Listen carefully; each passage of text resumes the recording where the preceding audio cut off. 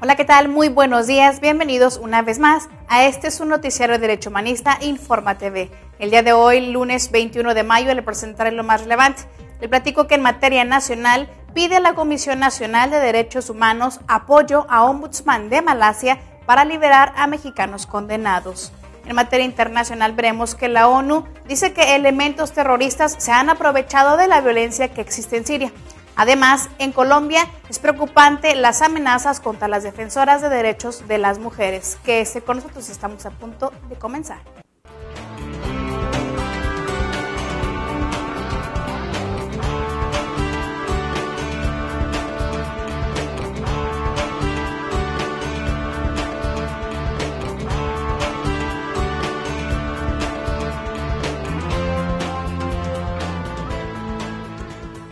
Bien, ya estamos listos para presentarles lo más relevante en materia nacional.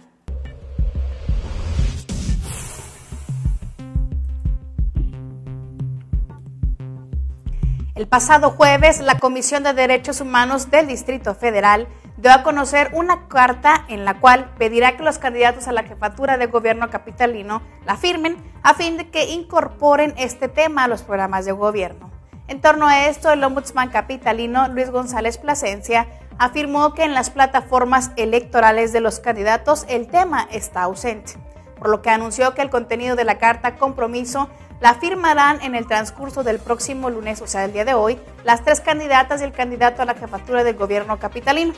Asimismo, el defensor de derechos manifestó que en la actual administración se tiene un gran avance con el diagnóstico y el programa de derechos humanos, el único que ha funcionado en el país, por lo cual debe ser transeccional y debe involucrarse tanto a los órganos de gobierno como a los organismos autónomos y a la sociedad civil.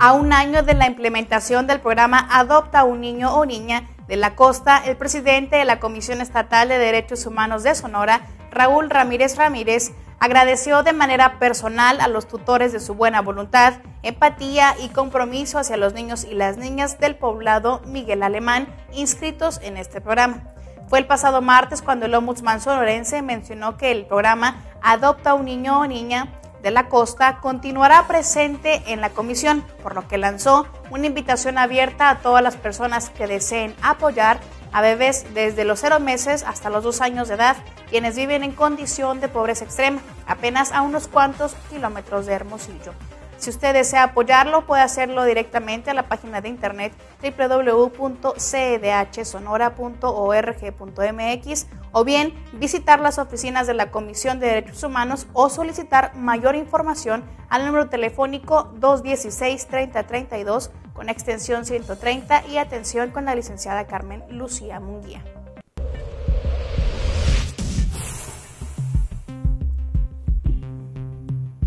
Reintegrar a personas quienes cometieron un delito y purgan en prisión una sentencia representa un reto constante porque cuando salen de la cárcel deben aprender a vivir nuevamente en libertad. Así lo afirmó el pasado miércoles Alfonso Rodríguez Vilchis, quien es presidente del Grupo Arcoíris de la Sociedad Anónima, luego de indicar que realiza visitas a los centros penitenciarios del Estado de México. El representante de esta organización no gubernamental, que trabaja en colaboración con la Comisión de Derechos Humanos del Estado de México, dijo que también se debe readaptar a los excarcelados a vivir en libertad, debido a que consideró que es un problema difícil el vivir bajo presión psicológica y física en un centro de reclusión. Por tanto, aquellos que se encuentran en fase de prelibertad, un tiempo antes de ser libres, se les debe, dijo, dar un espacio para poder adaptarse a su nueva vida.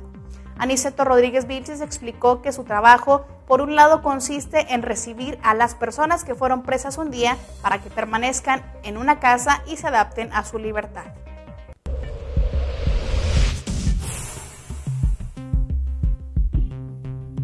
El pasado jueves, la Comisión Estatal de Derechos Humanos de San Luis Potosí impartió talleres a cerca de 200 alumnas y alumnos de secundaria en el municipio de Río Verde, donde se incluyeron temas como la tolerancia, el respeto a la diversidad y el rechazo a la homofobia. En el marco del Día Internacional contra la Homofobia y Transfobia y el Día Nacional por la Tolerancia y el Respeto a las Diferencias, El organismo Derecho Humanista hizo un llamado a evitar las distinciones y exclusiones entre las personas con preferencias sexuales distintas a la heterosexual, que afecta gravemente a quienes la sufren, pero también a sus familias y comunidades. En cuanto a las acciones para prevenir la homofobia, Carlos Arreola Sánchez, director de Equidad y No Discriminación del organismo, explicó que en el estado de San Luis Potosí, desde el año 2009, se aprobó la ley para prevenir y erradicar la discriminación que se ejerza o pretende ejercer en contra de cualquier persona que se encuentre dentro del territorio de este estado.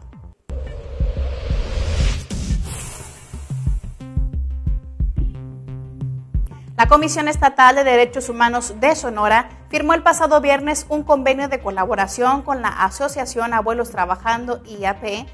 Cabe mencionar que este evento tuvo lugar en el auditorio de la Comisión Estatal de Derechos Humanos y contó con la presencia del presidente del organismo defensor de derechos humanos, Raúl Ramírez Ramírez, y también asimismo estuvo el señor Virgilio Arteaga González. También vale la pena mencionar que esta firma de convenio de colaboración fortalecerá las acciones que a diario emprende el organismo a fin de promover y garantizar la cultura del respeto a la dignidad de las personas, además de incluir un tanto de las capacitaciones el tema de ley del adulto mayor en el estado de Sonora.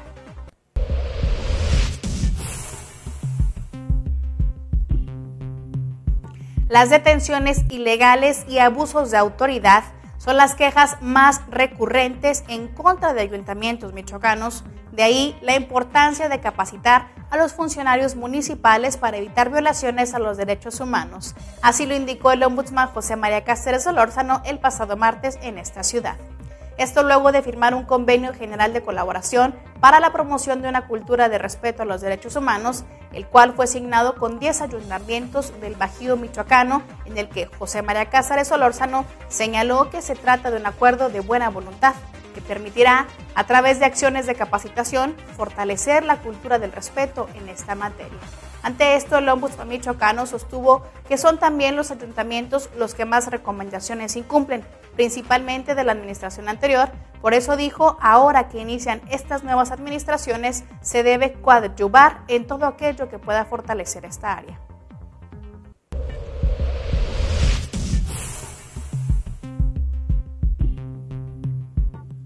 La Comisión Estatal de Derechos Humanos de Chiapas solicitó a la procuradora Susana Palacios García un informe oficial sobre las indagatorias judiciales del asesinato de la joven Tzotzil Itzel cometido en abril en San Cristóbal de las Casas y que ha sido motivo de protestas y reclamos ciudadanos, al igual que del homicidio de la adolescente María Citlali asesinada en esa capital.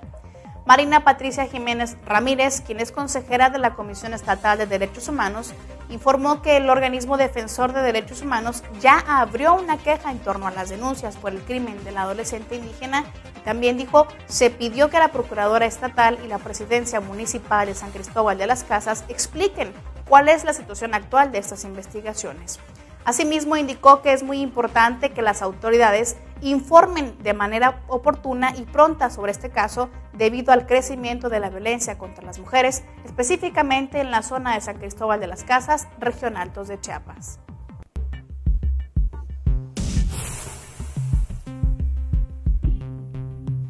El presidente de la Comisión Nacional de Derechos Humanos, Raúl Plasencia, solicitó a su homólogo de Malasia, Tan Hasmi Agam, su apoyo para que con base en acuerdos internacionales se hagan las diligencias a favor de los 3 mexicanos condenados a la horca por presunto tráfico de drogas en aquel país. El tercer visitador de la Comisión Nacional de Derechos Humanos, Guillermo Aguirre Aguilar, confirmó que Plasencia Villanueva ya conversó el pasado jueves con Hasmi Agam vía telefónica.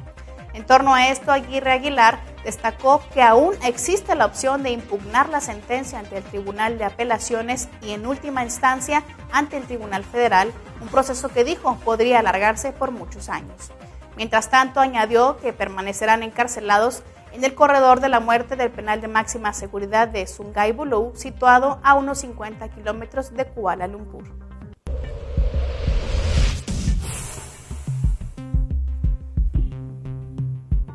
El pasado jueves, miembros y dirigentes de asociaciones homosexuales, transexuales y transgéneros hicieron un pronunciamiento dirigido a los poderes legislativo, federal y locales, en el que piden se tipifique en los códigos penales el odio como agravante en la comisión de delitos motivados por intolerancia a la diversidad sexual. En rueda de prensa celebrada en la Comisión Estatal de Derechos Humanos de Michoacán, un acto que se pretendió hacer de manera simultánea con los estados de Chihuahua, Guanajuato, Nuevo León, Tabasco y Quintana Roo, se demandó la conformación de una política pública, social y de marcos normativos que erradiquen la discriminación de las desigualdades sociales. En consecuencia, se logra el respeto a la dignidad humana y la no violación a los derechos humanos de los grupos vulnerados. Este manifiesto pide que se revisen tanto en el marco normativo federal como local las leyes homofóbicas y las lagunas jurídicas que vulneran sin duda los derechos de la diversidad sexual y se hagan también las adecuaciones y reformas correspondientes para que se revierta esta situación. Y bien, es momento de hacer una breve pausa, no se despegue de su monitor que regresamos con más información.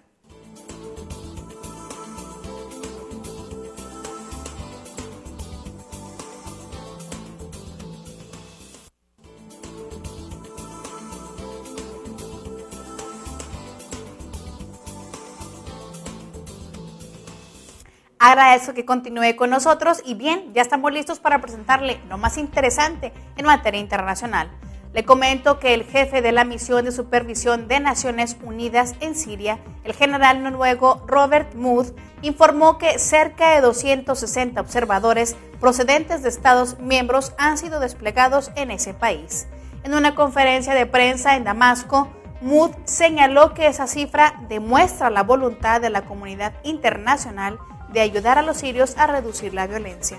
Por otro lado, el general advirtió que ninguna cantidad de observadores logrará un descenso paulatino de las hostilidades si no existe el compromiso genuino de diálogo por todas las partes, las que están dentro y fuera del país. Asimismo, señaló estar convencido que ningún tipo de violencia logrará resolver esta crisis de manera favorable. Por ello, indicó que la misión busca propiciar un diálogo entre las partes sobre la estabilidad que se necesita ya con urgencia.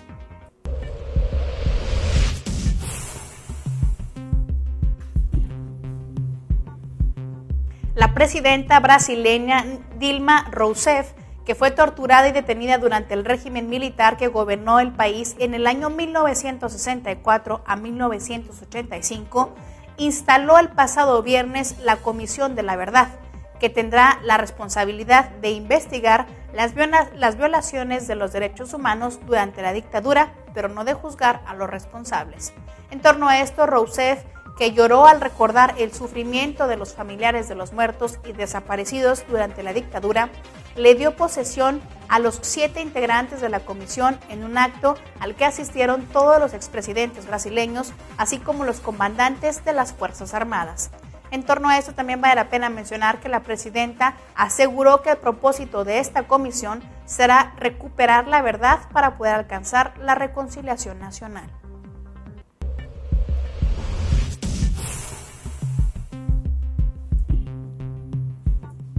La oficina en Colombia de la Alta Comisionada de la ONU para los Derechos Humanos expresó el pasado viernes su profunda preocupación por las amenazas de muerte contra integrantes de organizaciones de defensores de las garantías fundamentales, en particular de los derechos de las mujeres. Fue mediante un comunicado que el representante de la Alta Comisionada en ese país, Todd Howland, reiteró la necesidad urgente de investigar, juzgar y sancionar a los responsables de estas intimidaciones.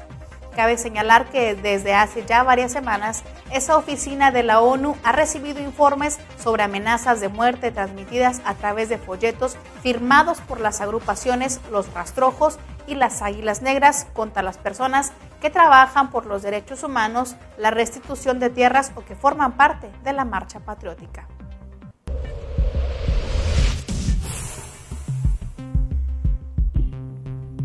El Fondo de Naciones Unidas para la Infancia calificó el pasado viernes a Guatemala como el único país de ingreso medio en el que 4 de cada 10 niños padecen desnutrición crónica.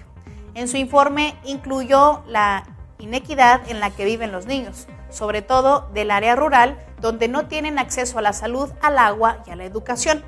En torno a esto, UNICEF indicó que serán necesarios al menos 12 años y por lo menos $1,000 millones para invertirlos en salud, educación y nutrición para que este país centroamericano pueda aumentar la competitividad y salir de la pobreza. Expertos en nutrición explicaron que ya se registran varios casos de guatemaltecos recién nacidos quienes presentan síntomas de desnutrición aguda debido a la deficiente alimentación de la madre durante su embarazo. En otra información le comento que elementos terroristas están sirviéndose de la violencia en Siria y están insertándose en el conflicto en el país. Así lo afirmó el pasado viernes Martin Eshirski, quien es portavoz del secretario general de la ONU. De tal forma respondió a una pregunta relacionada con una afirmación reciente de Ban Ki-moon en la que dijo que el atentado de Damasco de 10 de mayo, que causó más de 50 muertos y 300 heridos, fue probablemente orquestado por Al-Qaeda. En torno a esto, el portavoz añadió que las evidencias indican que el acto fue perpetrado por un grupo organizado y que contó con rasgos detectados en acciones similares realizadas en otros lugares.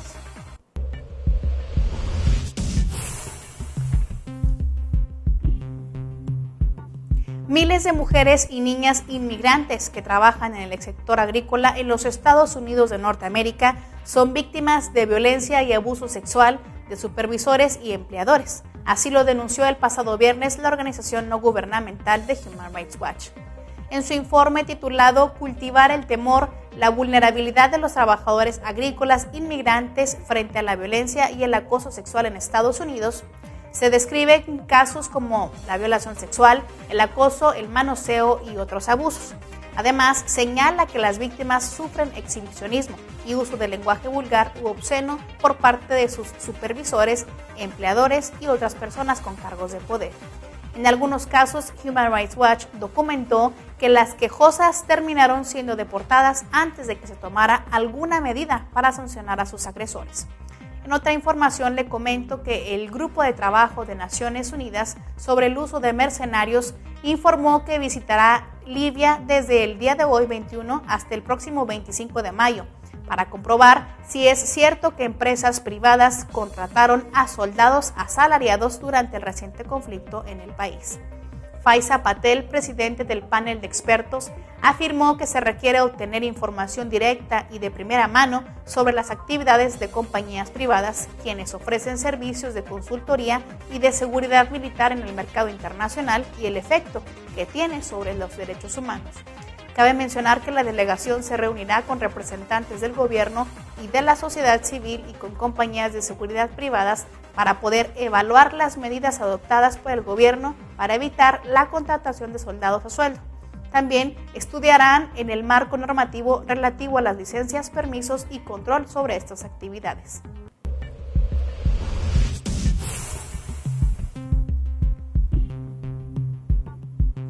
La Organización Internacional de Human Rights Watch instó el pasado jueves a las autoridades de Honduras y de Estados Unidos a esclarecer las circunstancias en las que fallecieron 4 personas durante un operativo conjunto que las fuerzas de ambos países realizaron en La Mosquitia.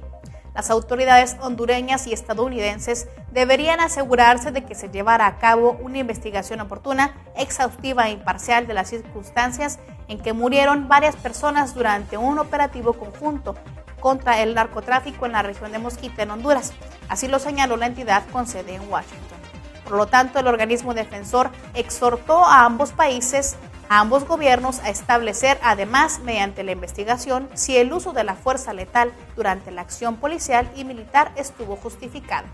En otra información le comento que la directora general de la UNESCO, Irina Bokova, denunció el pasado viernes los asesinatos de los periodistas pakistaníes Tariq Kamal y Murtaza Razvi y expresó su reciente alarma por el deterioro de la seguridad de los comunicadores en ese país. Fue mediante un comunicado de prensa donde Bokova describió sus muertes como brutales. Asimismo, pidió condenarlas de forma inequívoca e instó a las autoridades a hacer todos los esfuerzos posibles por llevar a los asesinos ante la justicia. Razvi era un conocido analista político del diario nacional Dawn, mientras que Kamal era un reportero de un periódico de Karachi.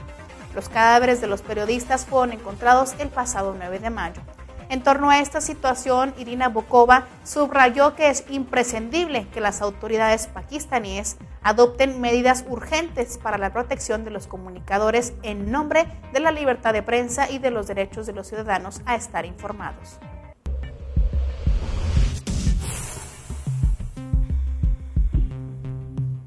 El director general del Organismo Internacional de Energía Atómica arribó este domingo 20 de mayo a Teherán para discutir temas de mutuo interés con las autoridades iraníes.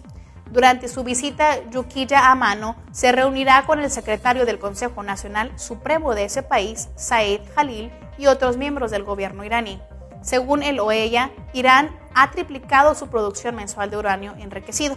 En torno a esto, el organismo de la ONU subrayó que solo con la cooperación amplia se podrá verificar la naturaleza pacífica del programa nuclear de ese país. Y bien, esto es todo en materia de derechos humanos. Yo soy Lía Montañez y lo espero el día de mañana con más información. Que tenga usted un bonito día.